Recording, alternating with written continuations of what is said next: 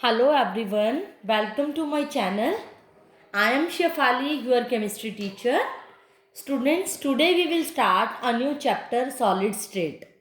ये चैप्टर इसी साल हमारे सिलेबस में ऐड हुआ है. पिछले 1-2 सालों से ये पेपर में डिलीट हो चुका था, बट इस बार ये हमारे सिलेबस में ऐड हो चुका है. तो बड़ा ही इजी एंड थोड़ा सा डिफर चैप्टर है. बाकी सभी चैप्टर से थोड़ा सा अलग सा है, बट इजी ही है. सॉलिड स्टेट आपको पता है, मैटर के 3 स्टेट होते हैं, सॉलिड, लिक्विड एंड गैसेस. ये छोटी सी आप क्लासेस में आपने पढ़ा हुआ है.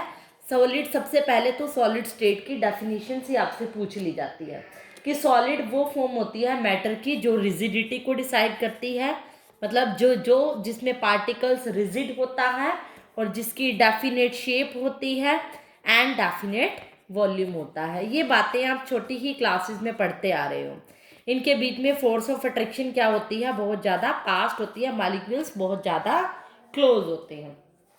ये सब बातें आप सभी को पता ही है.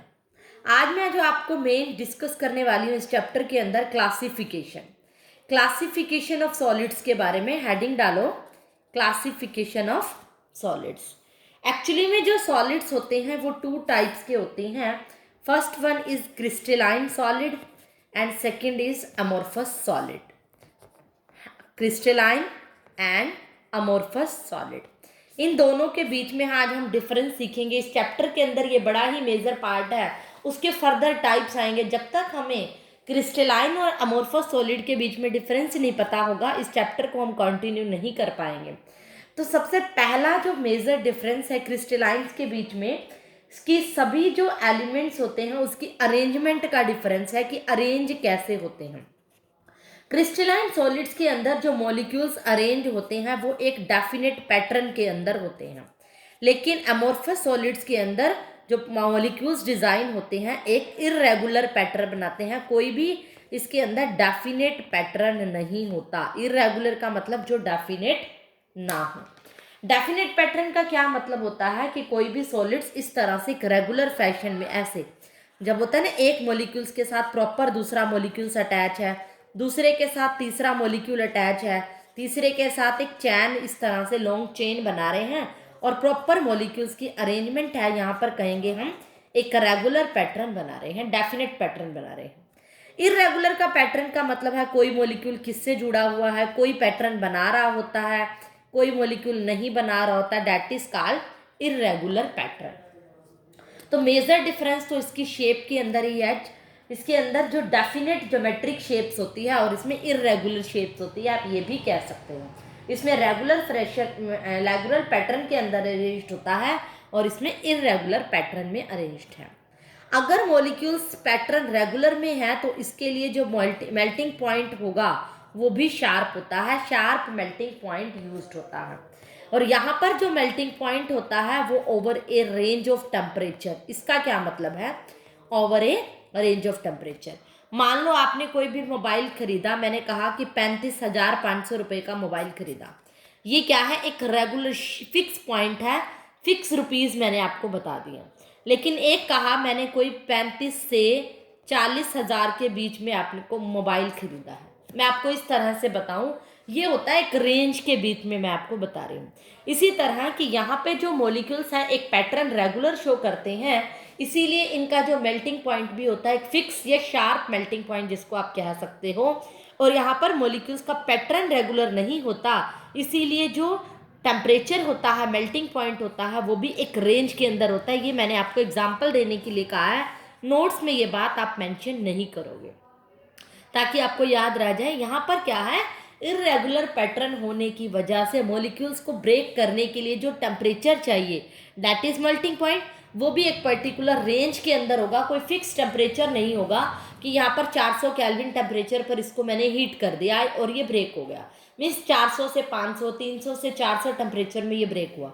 और यहाँ पर जो मॉलिक्यूल्स को ब्रेक करने के लिए एक फिक्स टेम्परेचर चाहिए, दैट इज 400 केल्विन पे या 300 केल्विन पे ये ब्रेक हो गया है. इसके अंदर जो इंपॉर्टेंट नेक्स्ट पॉइंट है, इसकी डेफिनेट हीट ऑफ फ्यूजन होती है. डेफिनेट हीट्स ऑफ फ्यूजन, अगर मॉलिक्यूल्स को हीट देनी है, टेम्परेचर देना है, सॉलिड से हमने फ्यूज स्टेट में लाना है, that is called heats of fusion. उस टाइम पे सॉलिड टू फ्यूज स्टेट में कन्वर्ट करने के लिए जो एनर्जी चाहिए that is heat of fusion. तो इनके लिए जो एनर्जी, जो टेम्परेचर चाहिए वो भी डेफिनेट ही होगा। They do not have definite heat of fusion. इनकी जो हीट ऑफ फ्यूजन होती है वो डेफिनेट नहीं होती, फिक्स्ड नहीं होती, बिकॉज यहाँ पर पैटर्न ही रेगुलर नहीं होता। नेक्स्ट पॉइंट होता है, बड़ा ही इंपॉर्टेंट पॉइंट है, they give a short range as well as a long range order. Mainly ये क्या करते हैं, शॉर्ट रेंज भी करते हैं as well as long range order. Mainly तो ये क्या करते हैं, लॉन्ग रेंज ऑर्डर शो करते हैं। लॉन्ग रेंज ऑर्डर का मतलब होता है, क्योंकि इसका पैटर्न क्या होता है, एक लंबा तक चलता है और ऑर्डर भी इसका इसीलिए लॉन्ग होता है। इरेगुलर पैटर्न होने की वजह से ये शॉर्ट रेंज ऑर्डर शो करते हैं। शॉर्ट रेंज का मतलब है पार्टिकल्स एक बार अगर खत्म हो गया तो दूसरा इसी से अगला पार्टिकल बढ़ाना बड़ा ही मुश्किल है, या ये कह लो इसके अंदर जो अरेंजमेंट है पार्टिकल्स का एक छोटी जगह में होता है, स्मॉल रीजन के अंदर होता है। लेकिन यहाँ पर जो पार्टिकल्स होते हैं बहुत ज़्यादा फैले हुए होते हैं, 3 डायमेंशन के अंदर होते हैं, बहुत लंबी जगह पे होते हैं। इसीलिए यहाँ पर कहते हैं कि पार्टिकल्स का जो ऑर्डर होता है वो लॉन्ग रेंज ऑर्डर है। शॉर्ट तो होता ही होता है लेकिन लॉन्ग भी हो सकता है, लेकिन यहाँ पर ओनली शॉर्ट रेंज ऑर्डर ही होता है। नेक्स्ट पॉइंट इज, लिखो, राइट डाउन 5th पॉइंट, साथ साथ आप इसके नोट्स बनाते जाओगे। आई होप आपको इंस्ट्रक्शंस ऑलरेडी पता है। नेक्स्ट जो डिफरेंस होगा क्रिस्टलाइन एंड अमोर्फस में, 5th which is also very important, cleavage का पॉइंट। जब हम कोई भी मॉलिक्यूल्स, मैंने कहा कि क्रिस्टलाइन के अंदर एक रेगुलर पैटर्न होता है, जब आप इसको क्या करते हो, क्लीवेज करते हो, काटते हो चाकू से तो ये आपको एक क्लीन क्लीवेज देगा, बड़ा ही स्मूथली कट जाएगा, कोई मतलब रफनेस के निशान नहीं आएंगे। मान लो एक टुकड़े को मैंने काटा क्रिस्टलाइन के, तो इस तरह से बड़ी क्लीन क्लीवेज टूट जाएगी, एक पार्ट ऐसे और एक ऐसे।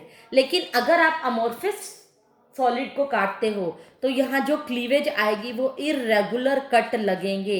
मीन्स कोई भी सॉलिड है उसके अंदर इस तरह से, मतलब एक मॉलिक्यूल का एक हिस्सा ऐसे होगा और एक मॉलिक्यूल का हिस्सा ऐसे होगा, यानी रफनेस शो होगी, यहाँ पर इरेगुलर पैटर्न नजर आएगा। This is irregular pattern cleavage करने पर, क्योंकि मॉलिक्यूल्स शॉर्ट रेंज है, कोई भी डेफिनेट पैटर्न नहीं है इसके मॉलिक्यूल्स का। इसका पैटर्न डेफिनेट है इसीलिए वो इजीली कट जाता है।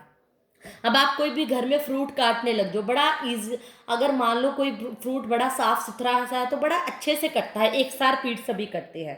लेकिन अगर थोड़ा सा भी उसके अंदर दाग आ जाए, कोई टेढ़ी शेप वाला आ जाए, तो काटने के बाद वो कटता भी कैसा है, इरेगुलर सा ही नजर आता है। इसीलिए कहते हैं कि इरेगुलर इसका कट होता है। Next important point is, these are true solids. ये जो क्रिस्टलाइन होते हैं वो ट्रू सॉलिड्स होते हैं, मतलब प्योरली सॉलिड्स की फॉर्म में होते हैं, प्योरली सॉलिड की प्रॉपर्टी को ही शो करते हैं।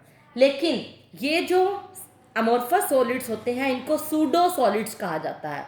सूडो का मतलब होता है नकली, दिखने में सॉलिड है बट एक्चुअल में प्रॉपर्टी सॉलिड की शो नहीं करते, या फिर इनको हम कह देते हैं सुपर कूल्ड लिक्विड। वो भी एक ही बात है। सुपर कूल्ड लिक्विड का मतलब, मान लो किसी भी लिक्विड को आपने क्या किया, ठंडा किया, तो वो कूल्ड होगा, और ज़्यादा ठंडा करोगे तो बर्फ़ बन जाएगी, that is super cooled liquid. वो बर्फ़ दिखने में तो क्या होगी, सॉलिड होगी, लेकिन पूरी तरह से सॉलिड के पार्टिकल्स क्रिस्टलाइन सॉलिड की तरह प्रॉपर्टी शो नहीं करेगी, इसीलिए उनको नकली सॉलिड्स, यानी दिखने में सॉलिड हैं बट प्रॉपर्टी सॉलिड की शो नहीं करते, इसीलिए इनको सूडो सॉलिड्स कहा जाता है।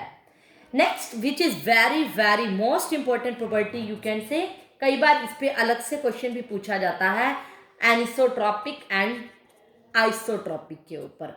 ये जो सॉलिड्स होते हैं क्रिस्टलाइन वो एनिसोट्रॉपिक प्रॉपर्टी शो करते हैं, बट ये आइसोट्रॉपिक प्रॉपर्टी शो करते हैं।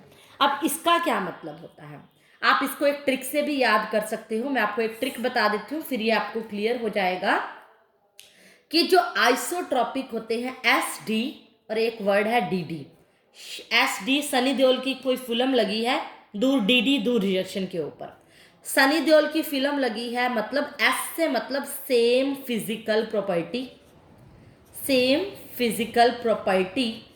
डी मतलब in different direction, different direction. इस ये कौन शो करते हैं? आइसोट्रॉपिक। कहता है कि सनी देओल की फिल्म है, हनी देओल की मतलब सेम तो आइसोट्रॉपिक टाइप के सॉलिड होते हैं। आइसोट्रॉपिक प्रॉपर्टी का मतलब होता है कि ये जो सॉलिड होते हैं, कौन से? अमोर्फस सॉलिड्स की मैं बात कर रही हूँ। अमोर्फस जो सॉलिड्स होते हैं उनकी फिजिकल प्रॉपर्टी तो सेम है, लेकिन अलग अलग डायरेक्शन में होते हैं, डिफरेंट डायरेक्शन के अंदर होते हैं। लेकिन डी का मतलब क्या होता है? Different physical property. इनकी फिजिकल प्रॉपर्टी भी डिफरेंट होती है इन डिफरेंट डायरेक्शन, और इनकी डायरेक्शन भी क्या होती है? डिफरेंट। अब ये फिजिकल प्रॉपर्टीज कौन सी होती हैं? रिफ्रैक्टिव इंडेक्स हो गई, कोई भी फिजिकल जो प्रॉपर्टी, यहाँ पर कौन सी फिजिकल प्रॉपर्टी की बात कर रहा है? रिफ्रैक्टिव इंडेक्स हो गई, इलेक्ट्रिकल कंडक्टिविटी हो गई कि इलेक्ट्रॉन्स के चलने की वजह से कंडक्टिविटी आना, रिफ्रैक्टिव इंडेक्स बता चुकी हूँ। थर्मल एक्सपेंशन आना, मतलब मॉलिक्यूल्स की हीट देने से वो क्या होते हैं? एक्सपेंड होते हैं या कॉन्ट्रैक्ट होते हैं, फैल जाना, मतलब उसके अंदर फिजिकल चेंज आना ही क्या होती है? Physical properties. इसके अंदर क्या होता है? अमोर्फस सॉलिड्स के अंदर एसडी होती है, शाहरुख खान होता है, शाहरुख खान एसडी, मतलब शाहरुख खान की जो फिल्म चलती है, या सनी देओल कह दो, sorry Shahrukh Khan by mistake हो गया, सनी देओल की फिल्म है, मतलब same physical property in different direction. लेकिन यहाँ पर डीडी दूरदर्शन पर चलती है different physical property in different direction. और फिजिकल प्रॉपर्टी मैं बता ही चुकी हूँ कि कौन सी फिजिकल प्रॉपर्टी है। इसके अंदर आप एक शॉर्ट ट्रिक और भी याद रखते हो, IAAC मतलब क्या है मेरा? सनी देओल की फिल्म दूरदर्शन पे देखते हैं, IAAC के अंदर बैठ के देखे। सनी देओल की फिल्म मतलब same physical property in different direction, Doordarshan मतलब different physical property in different direction. IA का मतलब आई से मतलब आइसोट्रॉपिक है, अमोर्फस के अंदर शो करता है। आई का मतलब क्या है? यहाँ पर आइसोट्रॉपिक प्रॉपर्टी किस में शो हो रही है? अमोर्फस के अंदर। ए का मतलब एनिसोट्रॉपिक किसके अंदर प्रॉपर्टी शो हो रही है? क्रिस्टलाइन के अंदर शो हो रही है। तो आप इससे एक ट्रिक से भी याद कर सकते हो, सनी देओल की फिल्म दूरदर्शन पर देखिए, आइए AC चला के, AC चला के हम सनी देओल की फिल्म देख रहे हैं। तो इस ट्रिक से भी आप याद कर सकते हो कि कौन आइसोट्रॉपी एंड कौन एनिसोट्रॉपी प्रॉपर्टी शो करता है, और इसका मीनिंग मैं आपको बता चुकी हूँ। तो ये था आज की वीडियो में हमने किया ओनली बेसिक्स, जिसमें मैंने क्लासिफिकेशन ऑफ सॉलिड्स के अंदर क्रिस्टलाइन एंड अमोर्फस सॉलिड्स के बारे में ही बताया है। तो स्टूडेंट्स, आज से मैं अपने एक न्यू चैनल, न्यू लिंक के ऊपर वीडियो डालने वाली हूँ। तो आज से आपने उस चैनल को सब्सक्राइब करना है, लाइक करना है एंड शेयर करना है। आपको सब्सक्राइब करना है क्योंकि आपको आने वाली वीडियो टाइम से नोटिफिकेशन आ जाएंगी। नया चैनल है, इस नए चैनल पे आपको नई वीडियो मिल जाएंगी जब आप इस चैनल को सब्सक्राइब करोगे। जैसे आपने पहले सब्सक्राइब किया है चैनल को, उसी तरह इस नए चैनल को भी आप सब्सक्राइब करोगे। Thank you students, that's all.